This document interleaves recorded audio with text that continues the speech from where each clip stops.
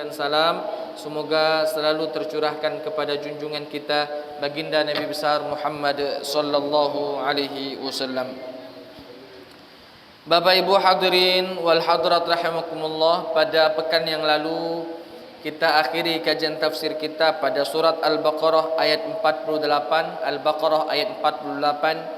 Maka pada subuh hari ini insya-Allah kembali kita akan melanjutkan kajian tafsir kita di surat Al-Baqarah ayat 49, Al-Baqarah ayat 51, Al-Baqarah ayat 50, kalau memang memungkinkan waktu kita sampai Al-Baqarah ayat 51 atau 52. Sebelum kita mencoba mengkaji, mentafsirkan ayat-ayat tersebut, alangkah baiknya jikalau kita baca terlebih dahulu ayat-ayat yang akan kita tafsirkan.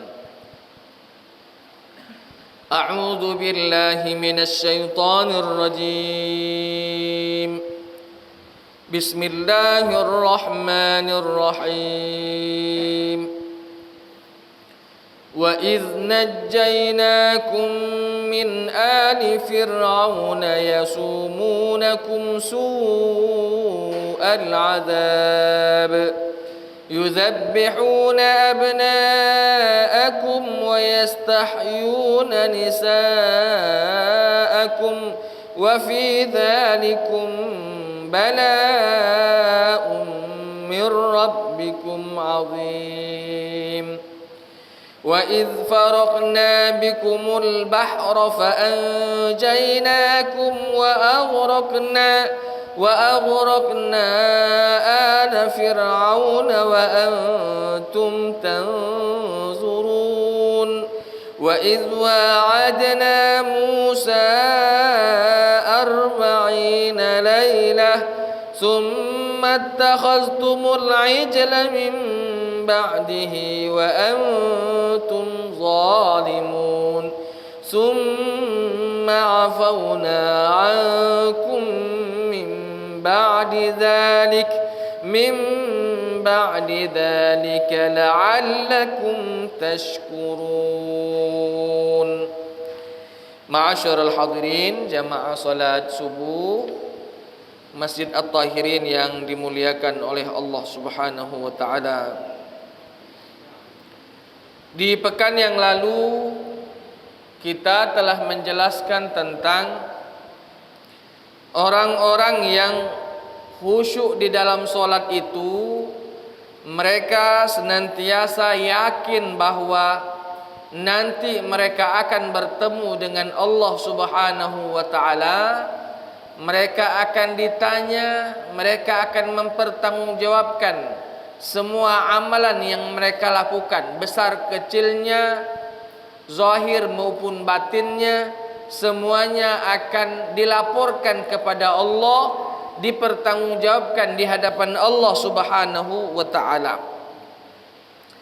Begitu pula Allah Subhanahu wa taala menceritakan kepada kita tentang Bani Israel yang Allah berikan nikmat kepada mereka. Banyak sekali nikmat.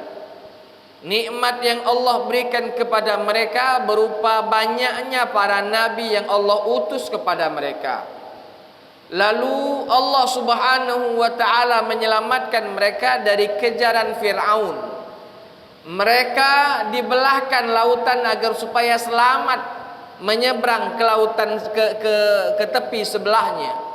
Mereka juga ketika dalam kondisi sesat di gurun Tih, mereka diberikan makan dan minum dari surga, makanan minuman surgawi yang disebut dengan mannan wa salwa.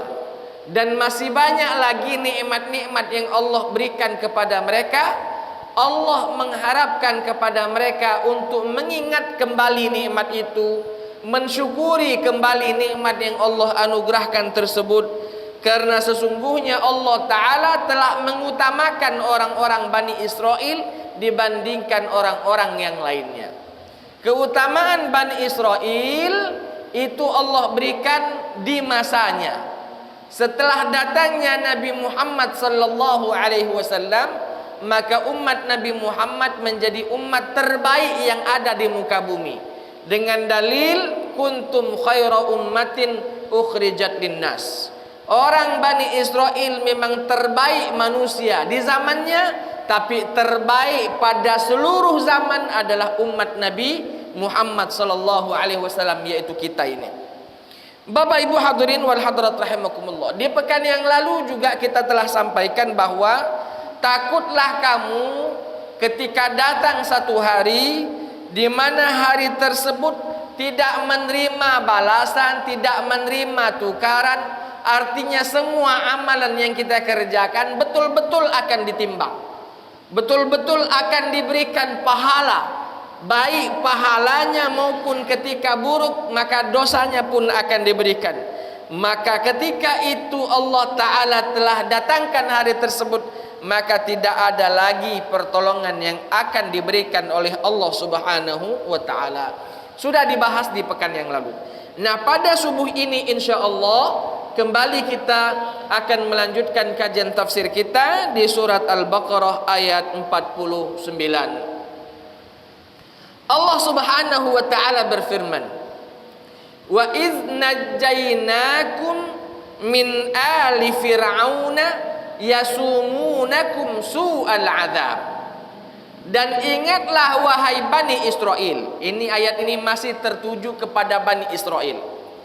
Dan ingatlah kalian wahai Bani Israel, ketika kami selamatkan kalian dari kejaran tentara Fir'aun. Kami selamatkan Bani Israel dari kejaran tentara Fir'aun. Kapan itu? Ketika Nabi Musa, Nabi Harun membawa Bani Israel keluar dari Mesir sampai ke tepi lautan, sampai ke tepi Laut Merah pada waktu itu. Najjainakum, kami selamatkan kalian. Itu nikmat yang Allah anugerahkan. Di belakang pasukan orang-orang yang beriman, di belakangnya adalah pasukan Fir'aun yang siap membunuh mereka, yang siap membantai dan membumi hanguskan mereka. Di hadapan mereka, di hadapan orang-orang yang beriman bersama Nabi Musa, di hadapannya Laut Merah. Sering saya sampaikan Bapak Ibu, sulit untuk selamat ketika kita hendak menyeberang ke seberang sana, menyeberangi Laut Merah, kalau tanpa alat yang sudah disiapkan. Seperti misalnya kapal besar. Kalau perahu pun aku tak yakin pacak sampai. Kalau perahu, kalau kapal besar mungkinlah. Tapi Allah Subhanahu wa Ta'ala menunjukkan kebesarannya. Allah cukup sampaikan kepada Musa, Musa pukul tongkatmu ke lautan. Maka lautan pun terbelah menjadi dua bagian. Di tengah-tengahnya kosong. Bisa berjalan manusia di situ, aman, tentram. Tak katik yang ganggu. Kati yang ganggu. Ikan-ikan dak kati, buaya apalagi antu banyu jauh. Ya. Aman, selamat sampai ke seberang. Nikmat yang Allah berikan. Yang mana kata Allah, alu Fir'aun ini, Fir'aun dan bala tentaranya ini, yasumunakum su'al adzab. Mereka ini menyiksa kalian dengan siksaan yang pedih, siksaan yang susah, siksaan yang parah. Bapak Ibu tahu apa siksaan Fir'aun kepada Bani Israel? Lanangnya dibunuh, betinanya dibiarkan hidup, ujung-ujungnya dijadikannya selir, ujung-ujungnya dijadikannya pembantunya. Kalau kira-kira berhasrat ini cewek cantik, dilajukannya pula. Ini yasumunakum su'al adzab. Laki-lakinya dibunuh. Kapan laki-lakinya dibunuh? Ketika Fir'aun bermimpi di satu malam bahwa akan lahir seorang anak laki-laki yang mana ketika dewasanya dia akan menghancurkan kekuasaan Fir'aun itu sendiri. Tak sekali dua kali Fir'aun bermimpi ini Pak. Kalau sekali mungkin cuman bunga tidur, dua kali mungkin pas kebetulan baik karena terbawa pikiran. 3, 4, 5 kali bermimpi seperti itu, lalu diadukannya lah kepada ahli nujum Fir'aun. Mak mana ceritanya? Aku nih mimpi cak ini terus. Apa kata ahli nujumnya, pentafsir mimpinya? Nah, ini bakalan nado budak lahir akan menghancurkan kekuasaanmu, wahai Fir'aun. Lalu Fir'aun bertanya, lalu bagaimana caranya menghindari dari itu semua? Kata ahli nujumnya, sudah kati cara lain kecuali budak-budak lanang ketika lahir bayi lanang, matilah, bunuhlah, selesai. Kita berharap dari lanang yang dibunuh itulah ada uang yang akan nanti membunuhmu, yang akan nanti menghancurkan kerajaanmu. Setelah kau bunuh masih kecil, selesai. Tak baca lagi dia nak besar, carolah mati. Tapi ingat Bapak Ibu, mereka memiliki rencana bagus. Bagus Pak rencana mereka itu, membunuh anak-anak yang lahir laki-laki, dibunuhnya semua. Tapi rencana mereka bagus, rencana Allah jauh lebih bagus. Di dalam Al-Quran Allah berfirman, wa makaru wa makarallah wallahu khairul makirin. Mereka berencana untuk kita rencana yang buruk, Allah juga berencana untuk kita rencana yang baik. Maka rencana Allah yang akan terrealisasi, rencana Allah yang akan terlaksana. Bapak Ibu, ketika lahir anak laki-laki, jangan nyanyi uang hamil dikit, pastilah didatangi oleh intel. Ini kira-kira anak ini lahir lanang betino. Aman lanang sudah langsung ditangkap. Kalau bapak mamaknya nak melawan, bapak mamaknya juga yang dibunuh. Karena ini melawan kerajaan Firaun, dah pacak nak melawan. Masalah yang sakit lagi Pak, ini anak lanang dari Bani Israel bayi yang dibunuhnya. Anak-anak lanang yang baru lahir dari luar Bani Israel tidak apa-apa. Karena contoh misalnya di Mesir itu Pak, ada Bani Israel, ada orang-orang Kipti, ahli Mesir, asli orang Mesir, orang Kipti. Anak laki-laki yang baru lahir dari orang Kipti dibiarkan baik. Tak apa-apa hidup. Ngapo? Alasannya mimpi aku dari Bani Israel yang akan membunuh. Jadi tak perlu membunuh orang-orang Kipti. Jadi cukup anak laki-laki yang baru lahir dari Bani Israel yang dibunuh oleh tentara Firaun.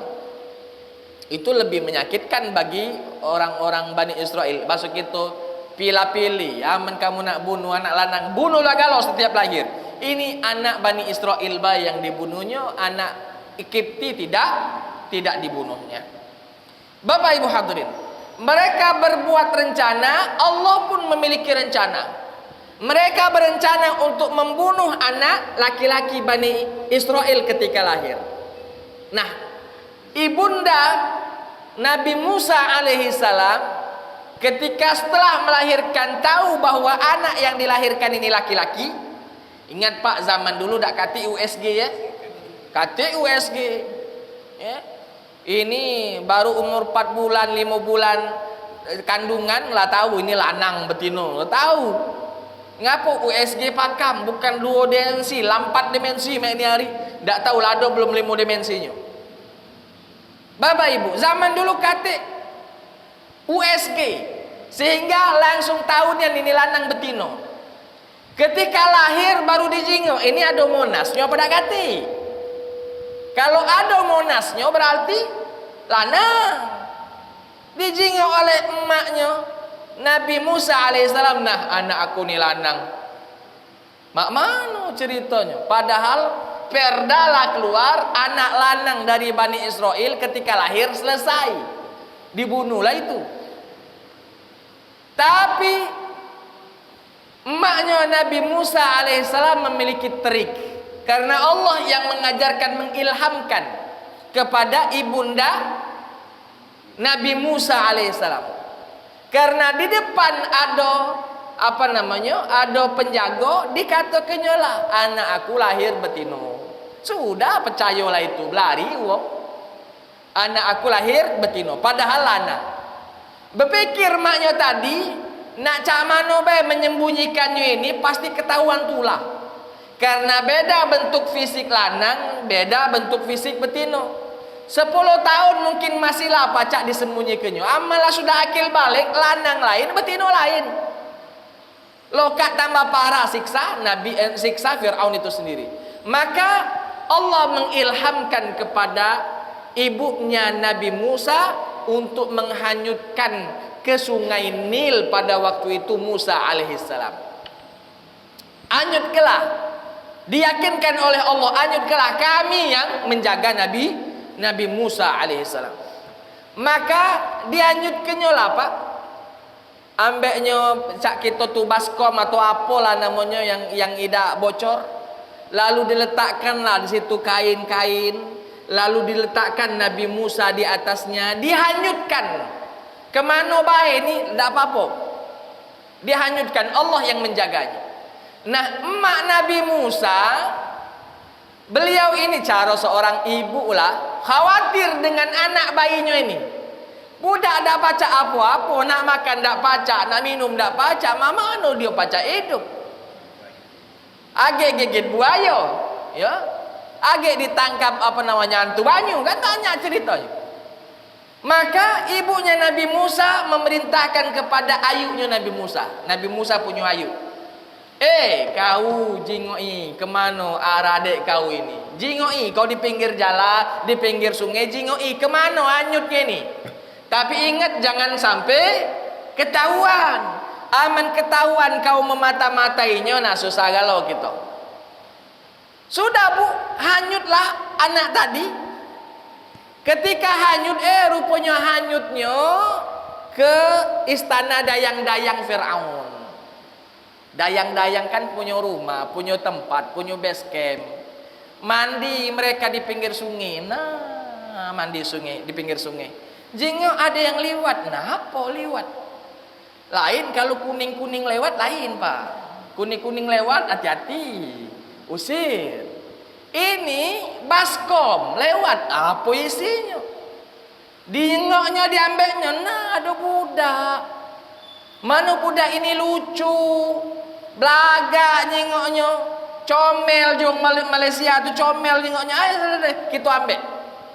Rupanya dayang-dayang ini bercerita sama bini Fir'aun. Aku tadi dapat budak yang lagi hanyut. Nah, budak siapa? Budak tahu. Hanyut di sungai Nil inilah. Mak mana kira-kira? Nah, rupanya Pak, Bu, bini Fir'aun ini lama tak dapat anak. Lama tak dapat anak, bayangan dia ini anak yang diturunkan dari Tuhan ini. Ini tuh dari Tuhan budak ini caknya. Akhirnya diambillah budak ini. Awalnya Fir'aun tak galak, tak setuju. Sudah jingoknya lanang bunuhlah. Siapa tahu itu anak Bani Israel. Kata bini Fir'aun, iya kalau anak Bani Israel. Kalau bukan, macam mana? Tadi Pak, akhirnya dirayu-rayu oleh istri. Fir'aun lulu tulah. Fir'aun yang kita tahu tegasnya, kejamnya. Kalau bini lah merayu selesai. Makanya wajar kalau budak main hari atau betina main hari, kalau dia lah sudah siap-siap berias, kelar hidup lo juang budak-budak betina sekarang ini. Aman dia lah sudah begincu, sudah. Jangankan uang biasa tekuk ustad lagi kelepek-kelepek. Kan? Fir'aun yang dikenal kejamnya, tegasnya, nyingok bininya lah merayu, selesai. Sudah. Jangan mening kepala, sudah, ambillah. Ambillah, tak apa-apa. Cuman tadi jago betul-betul. Ya, menurut Fir'aun, sudahlah waya-waya sikok ni pacak mudah kita ngontrolnya mudah. Akhirnya dijadikanlah Nabi Musa ini sebagai anak angkat, sudah jadi anak. Coba bayangkan ini. Padahal budak inilah musuh utamanya Fir'aun. Rupanya budak ini besar di istana Fir'aun itu dewe. Allah memiliki rencana, dan rencana Allah jauh lebih bagus daripada rencana-rencana mereka. Yasumunakum su'al azab yuzabbihuna abna'akum. Mereka membunuh anak laki-laki kalian, wa yastahyuna nisa'akum. Dan laki perempuannya dibiarkan hidup, dipermalukan oleh para orang-orang ahli pasukan dari Fir'aun itu sendiri. Anak lanang dibunuhnya, anak betino dibiarkannya hidup. Ngapo? Karena anak betino menurut mereka tadi ini alat mereka untuk memuaskan nafsu mereka. Entah itu nafsu Fir'aun, nafsu bala tentara Fir'aun. Nak cak mano bela nang butuh betino. Nak cak mano bae. Walaupun LGBT sudah pakam di mano-mano, nak cak mano bela nang butuh betino. Idak lahir budak aman dak katik betino. Dak lahir budak aman dak katik betino. Aman LGBT lahirnya apa kuning, Pak. Aman betino perempuan, ibu, seorang ibu lahir melahirkan seorang anak. Bapak Ibu hadirin wal hadirat rahimakumullah.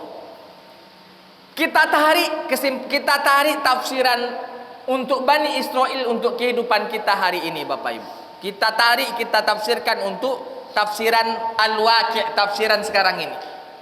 Bapak Ibu, tanpa kita sadari, kita masih mengikuti aturan main Fir'aun itu sendiri. Walaupun Fir'aun ladak katik lagi.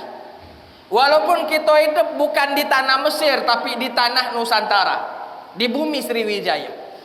Tapi seakan-akan, ingat ini Pak ya, seakan-akan bahwa aturan Fir'aun sampai ke rumah kita masing-masing. Kenapa demikian? Anak lanang dibunuh, anak betino dibiarkan dia dipermalukan. Kok dibunuh anak lanang? Kami tidak pernah bunuh anak lanang. Bapak Ibu, kita banyak nyengok anak-anak lanang kita bebas sebebas-bebasnya. Seakan-akan ndak kati wong tua lagi anak lanang tadi. Jam 3 subuh masih bebekelakar depan rumah. Masih main game. Kalau dia dewean main game dalam kamar lajulah. Cara memang 2:30 subuh. Ini diajaknya kalau SRT. Wong kawan-kawannya tadi depan rumah. Seharusnya dia di pos kamling dia nyago, ini tak nyago idak misalnya. Main baik. Pak, itu tanpa kita sadari membunuh anak kita pelan-pelan itu. Membunuh anak kita pelan-pelan. Ada waktunya terjaga, ada waktunya tidur. Kalaupun kau nak terjaga di jam 2:30 subuh tadi, payu pergunakan waktu yang mahal ini bukan untuk main game. Pergi ke masjid sholat tahajud. Nah itu pakam budak itu. Ini sholat isya, tidak sholat subuh apa lagi? Jauh. Budak lanang bebas, malam tidak tidur, siangnya dia tidur. Kemana-mana, lah nginek lah, lah ngobat lah, apa lagi? Lah nyabu lah, merokok lah, segalanya gawenya. Itu Pak, secara tidak langsung kita membunuh anak kita pelan-pelan, perlahan-lahan. Jadi apa namanya? Yuzabbihuna abna'akum, kalian menyembelih anak laki-laki kalian secara tidak langsung. Hukum Fir'aun masih sampai ke negeri kita ini. Kenapa? Karena kita sebagai seorang tua ini Pak, kita sebagai orang tua tak mampu mengontrol anak laki-laki kita. Apalagi kalau anak lah sudah besar, lah sudah SMA, tamat SMA, selesai, bapaknya seakan-akan lepas tanggungan. Apa jawabannya mengingatkan? Ayo Ustaz, aku juga cak itu dulu. Jangan disamu ke kamu dengan anak kamu. Kamu alhamdulillah pacak sadar, anak kamu belum tentu sadar. Maka kita sebagai orang tua berkewajiban untuk mengingatkan. Nah ini yang baik, ini yang buruk. Ini yang benar, ini yang salah. Yang benar gawe ke, yang salah tinggal ke. Kita berkewajiban Pak. Kita berkewajiban untuk mengingatkan anak-anak laki-laki kita. Jangan sampai terjerumus pada jurang yang namanya jurang narkoba, jurang perjudian, jurang hubungan bebas. Karena semuanya itu adalah membunuh dirinya perlahan-lahan. Wa yastahyuna nisa'akum. Perempuannya juga dipermalukan. Dibiarkan hidup lalu dipermalukan. Walaupun ini adalah perdanya Fir'aun, tapi seakan-akan sampai ke kita aturan ini Pak. Ngapu anak kita, anak betino kita permalukan. Apa maksudnya dipermalukan? Seharusnya anak perempuan kita jaga dengan bagus. Kita tutupi mutiara yang indah ini. Jangan sampai disentuh orang, jangan sampai dinikmati oleh orang, jangan sampai dimiliki oleh orang sebelum waktunya tiba. Ini anak kita dibiarkan baik keluar rumah tidak berbaju. Tidak kado Ustaz, kami biar ke anak kami keluar, anak betina kami keluar tidak baju. Nah, tidak berbaju kamu nyuruh keluar dia. Kata Nabi SAW, di akhir zaman nanti akan kalian temukan perempuan-perempuan yang katanya berbaju padahal tidak berbaju. Ini bukan kata aku, kata Nabi. Kasiatin, ariyatin, kata Nabi. Mereka berpakaian tapi ariyat, mereka juga telanjang. Berbaju dia tapi seakan-akan telanjang. Apalagi anak-anak muda kita sekarang, yang lagi duduk pinggir jalan, nyingok betina cak itu, langsung tebak-tebakan dia. Ukuran berapa kira-kira? Ukuran berapa? Tebak-tebakan dia ini. Betina yang diomongi bukannya marah, bangga lagi ada. Aku dijenguk oleh si fulan. Aku dijenguk oleh si fulan. Diomongi oleh si fulan. La haula wala quwata illa billah.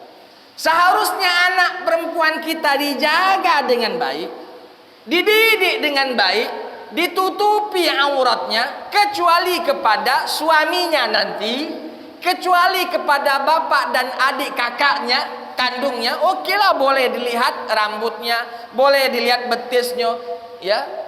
Tapi kalau kepada orang lain yang tidak ada hubungan darah, bukan mahram masuk kita, tidak boleh. Tutup bagus-bagus ini.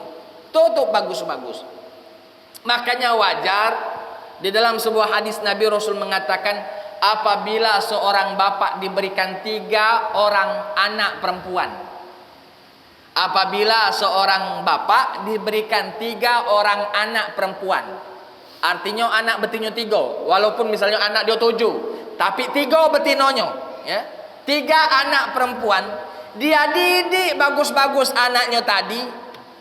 Ya, dia didik dengan bagus, dia perbaiki dengan bagus, dia berikan pengajaran dengan bagus, sampai anak ini menikah dengan orang yang bagus. Maka kata Nabi, bapaknya dapat tiket masuk surga.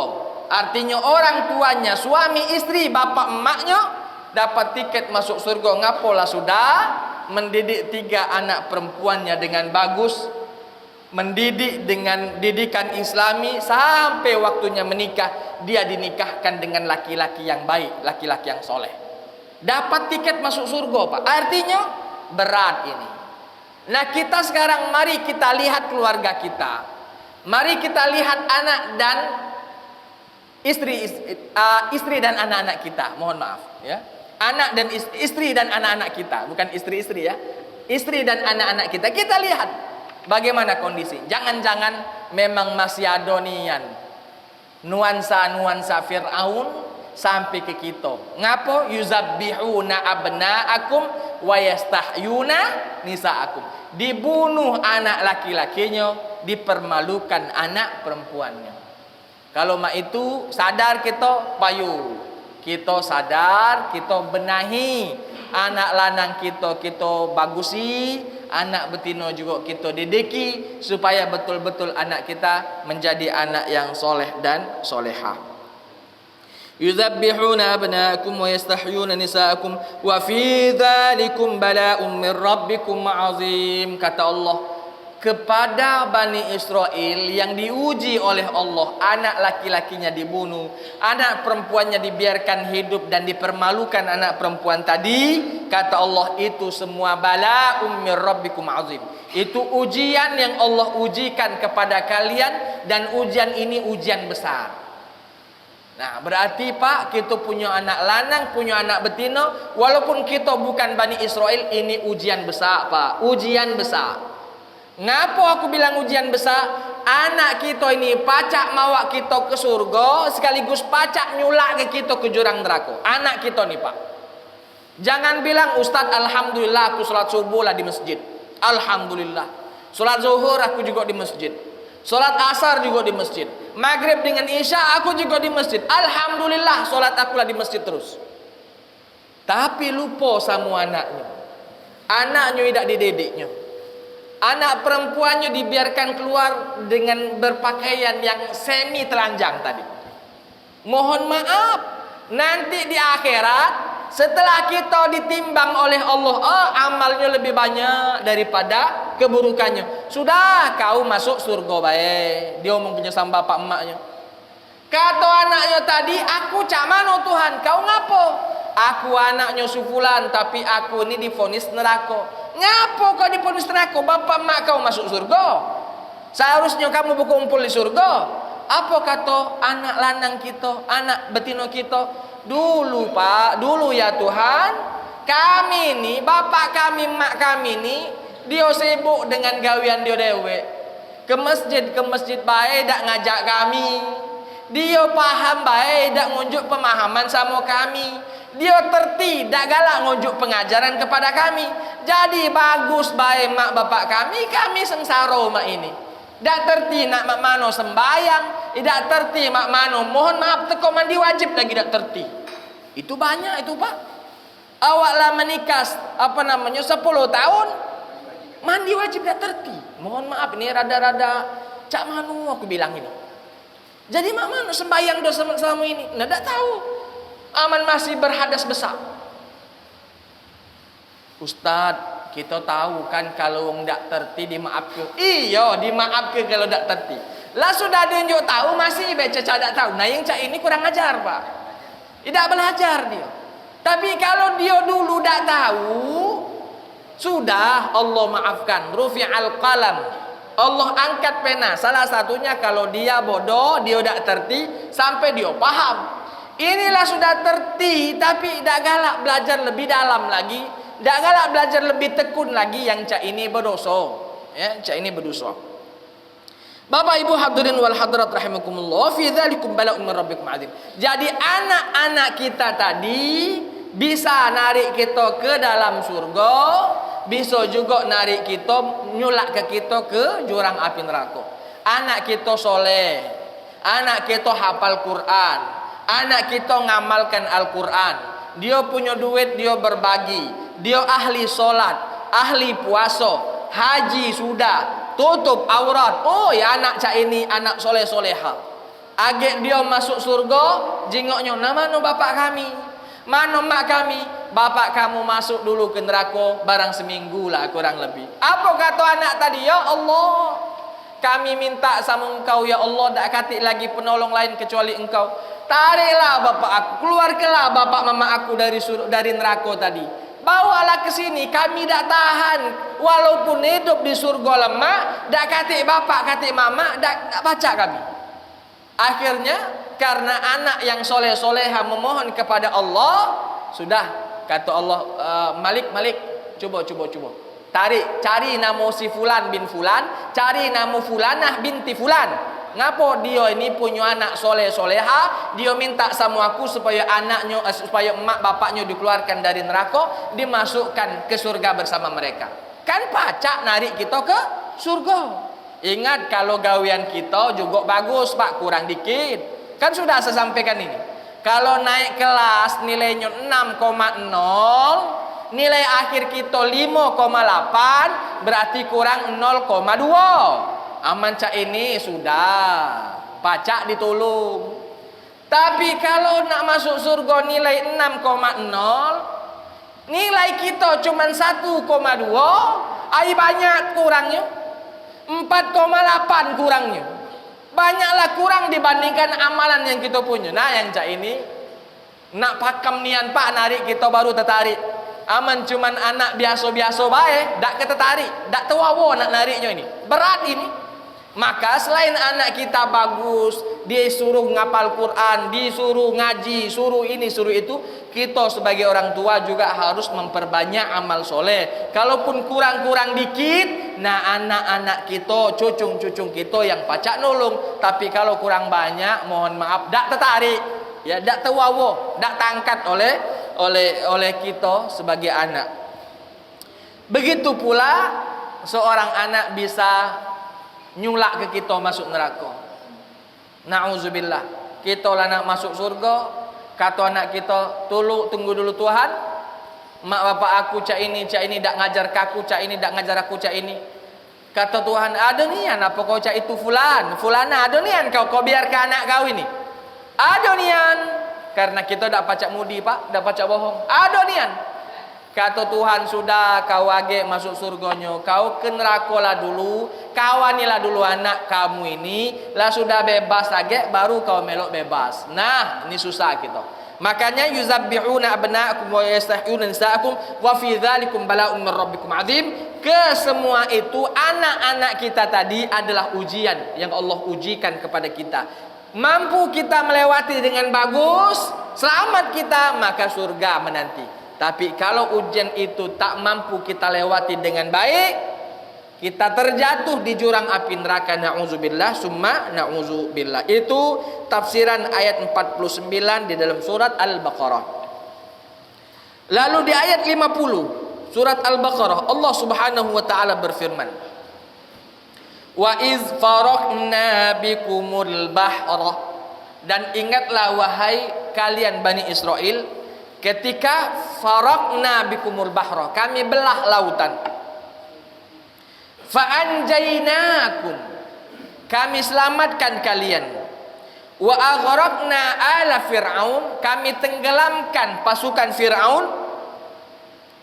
Wa antum tanzurun, sedangkan kalian melihat dengan mata kalian sendiri bagaimana Fir'aun dan bala tentaranya ditenggelamkan oleh Allah Subhanahu wa taala.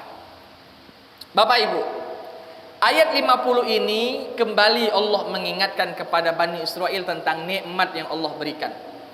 Ketika Allah belah lautan. Allah belah lautan. Ini banyu berapa mililiter ini? 600 mililiter. Dak pacak pak kita melanyu ni. Nak sepakam apa baik kita? Unjuklah Pak Jokowi presiden kita, tolong Pak Jokowi belah ke, dak terbelah pak. Banyunya, bukan botolnya, banyunya dak terbelah. Dak terbelah. Allah yang membelah lautan tersebut. Atas izin Allah, Allah perintahkan kepada Musa, idrib bi'asakal bahr. Pukullah lautan dengan tongkatmu wahai Musa. Dipukul ke jelah, pak, gebuknya ke lautan. Terbelah langsung, terbelah. Ini nikmat ini. Nikmat sekali lagi. Sampai di seberang, mereka noleh ke belakang, nyingok tentara Fir'aun kan ngejar. Bukan tentara Fir'aun nyingok, nah ngapa terbelah ini takut idak, malah ngejar, jadi nambah bagus. Bani Israel sudah sampai di seberang dengan selamat.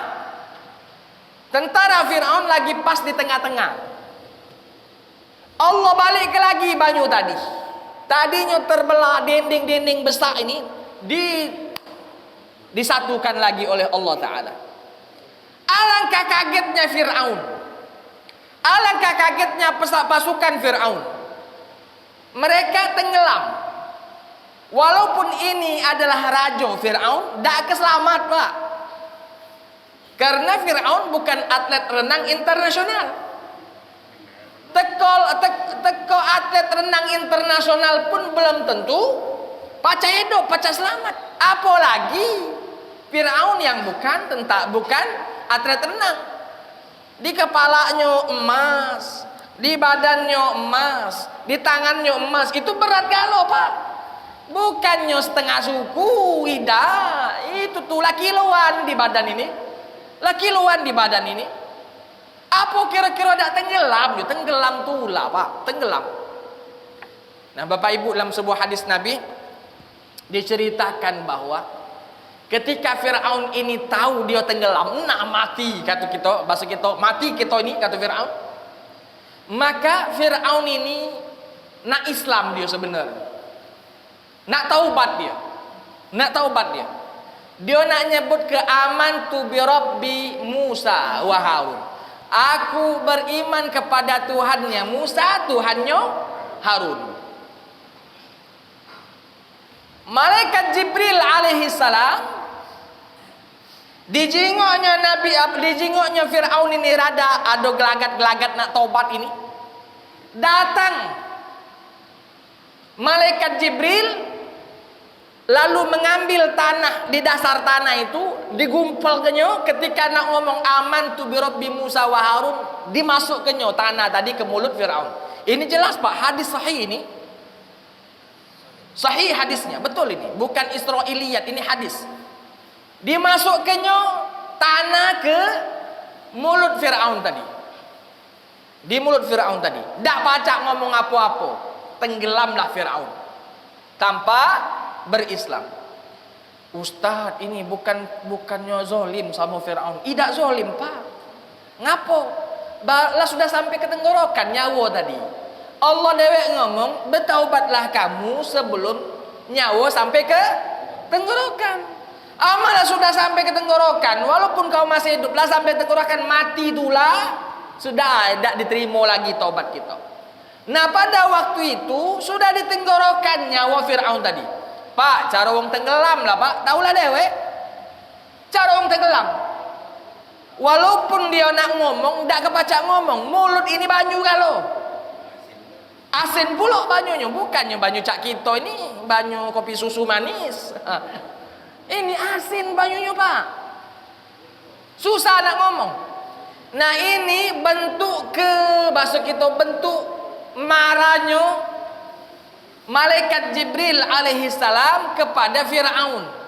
Bentuk kemarahan Jibril kepada Fir'aun.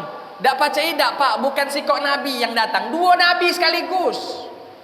Kalau Abu Jahal, Abu Lahab dak galak dia beriman, cuman sikok Nabi.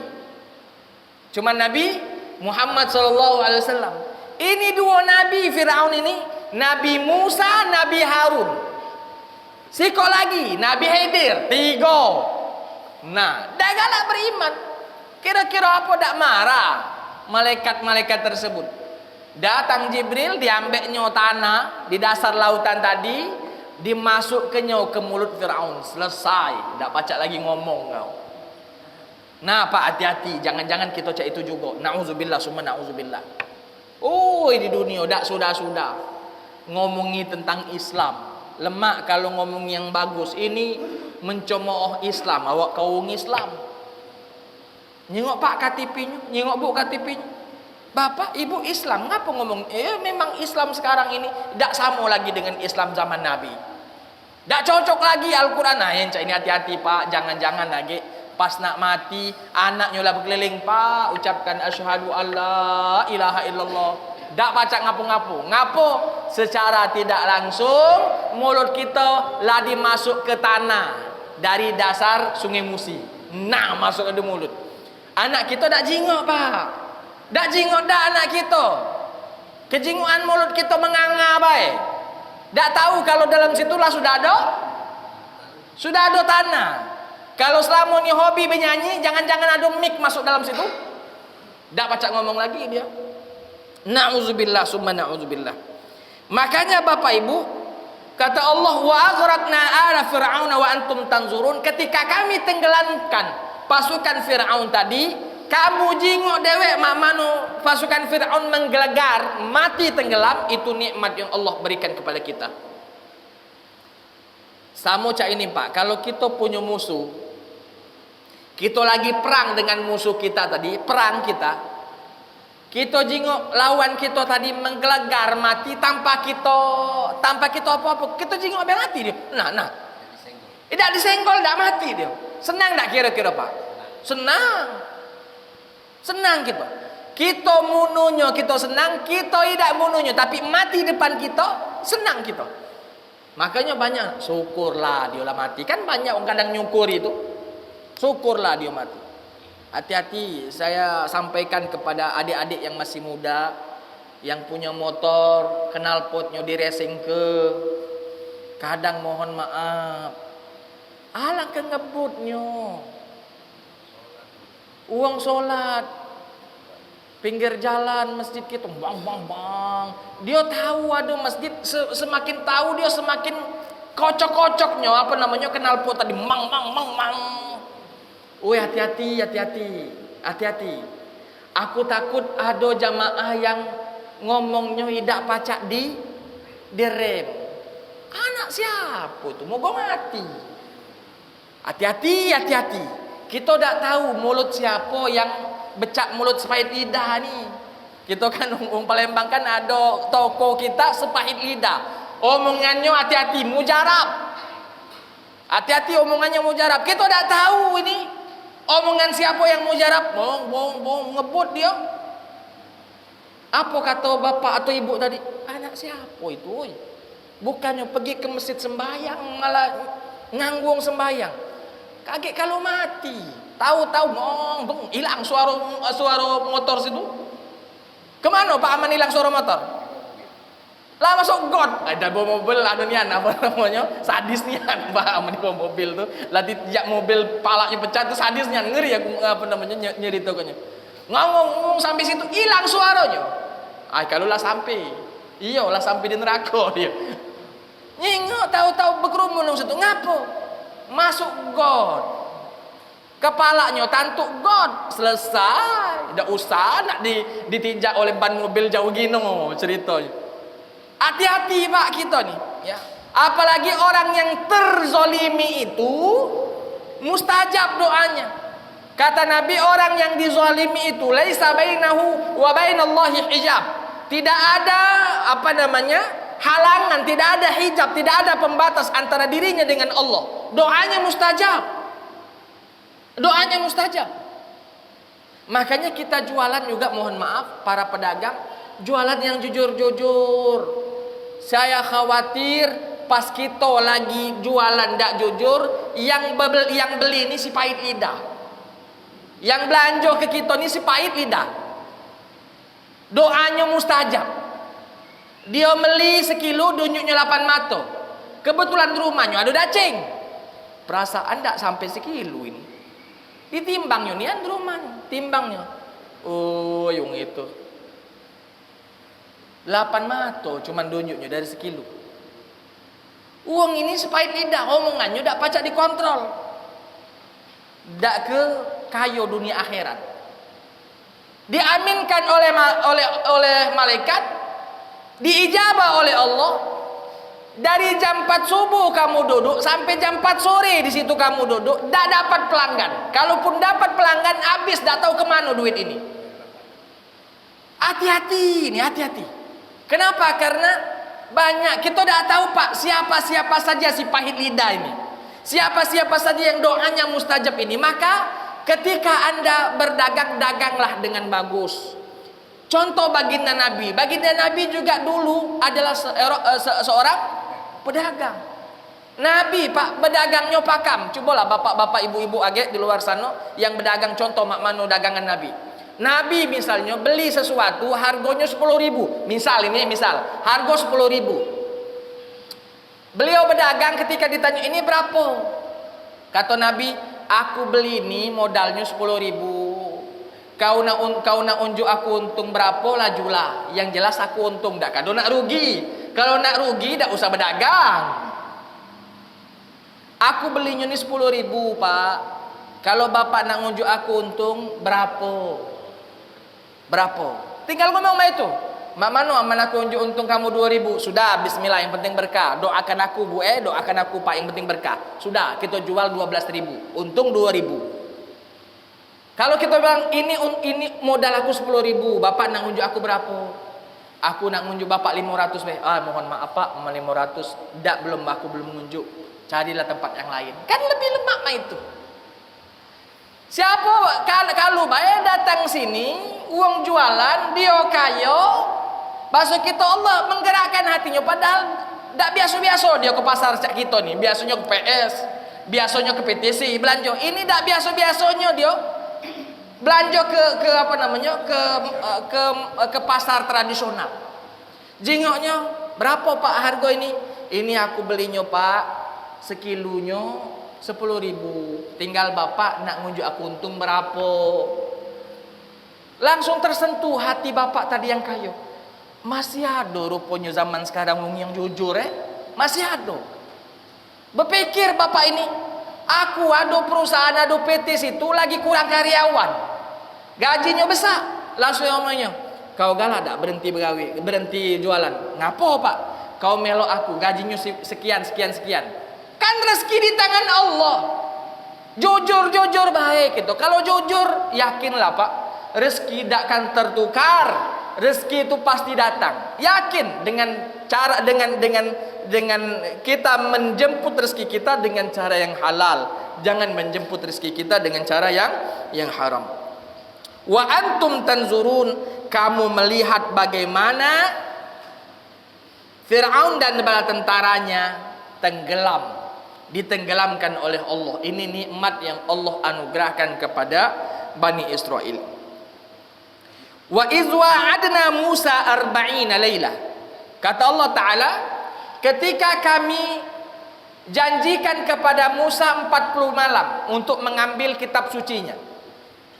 40 malam turunnya kitab suci Taurat kepada Nabi Musa alaihissalam. 40 malam itu pak, para ulama tafsir 40 hari itu 30 hari di bulan berapa pak? Ada yang tahu? 30 hari di bulan Muharram, 10 hari di bulan sudah Muharram, Safar, pas 40.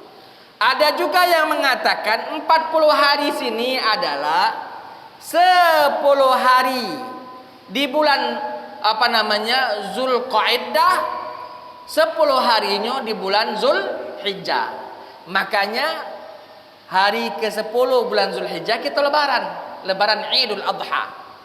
Dan pendapat yang kedua ini yang lebih kuat, bahwa Allah Ta'ala memerintahkan kepada Nabi Musa untuk menunggu mengambil kitab suci yang Allah turunkan Taurat kepadanya. 40 hari 40 malam itu adalah 30 hari di bulan Zulqa'dah, 10 harinya di bulan Zulhijjah. 10 harinya di bulan Zulhijjah.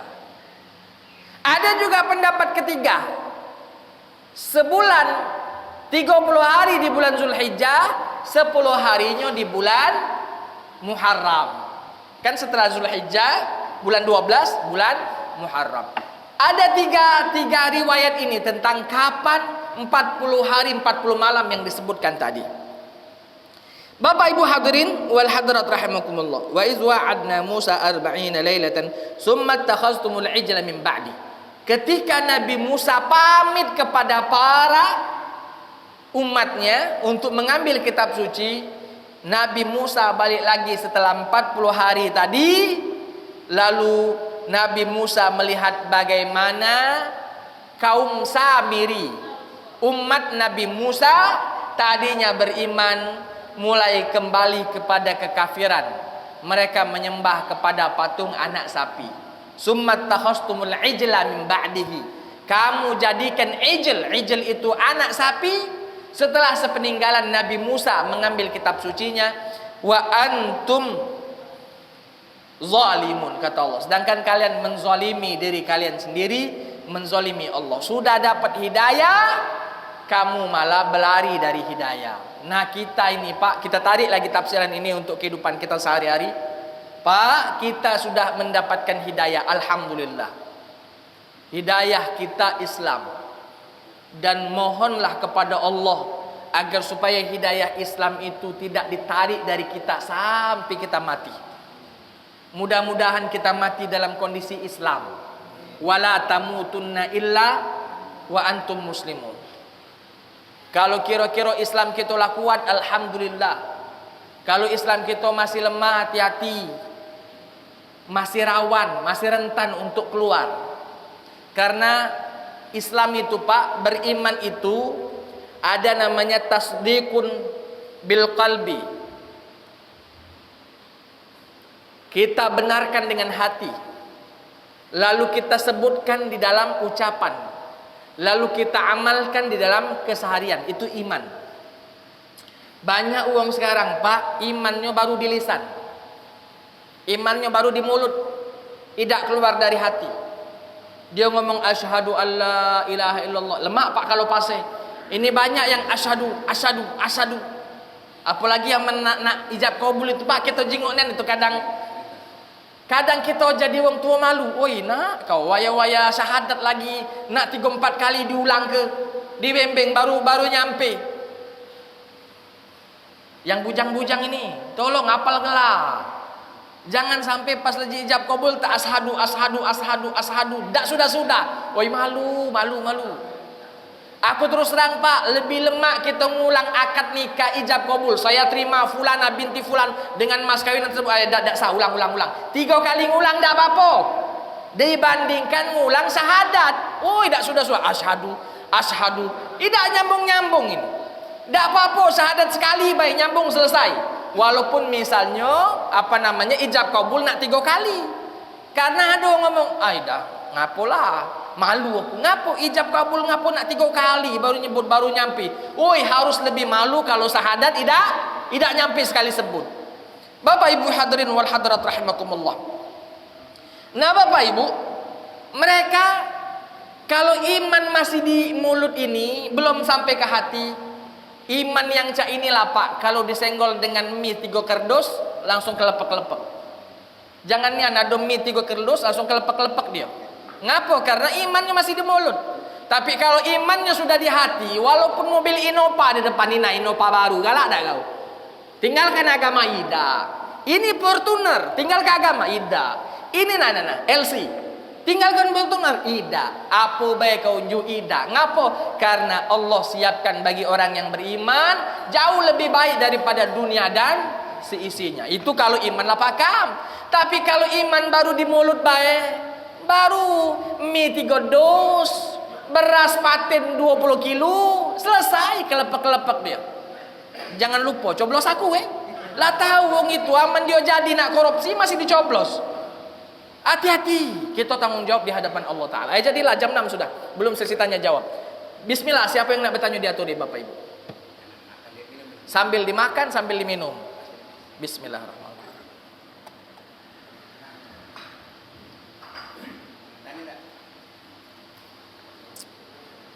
Silakan. Aman tak katik bertanya? Alhamdulillah. Ibu di belakang. Tak katik? Bismillah, silakan Pak Puji.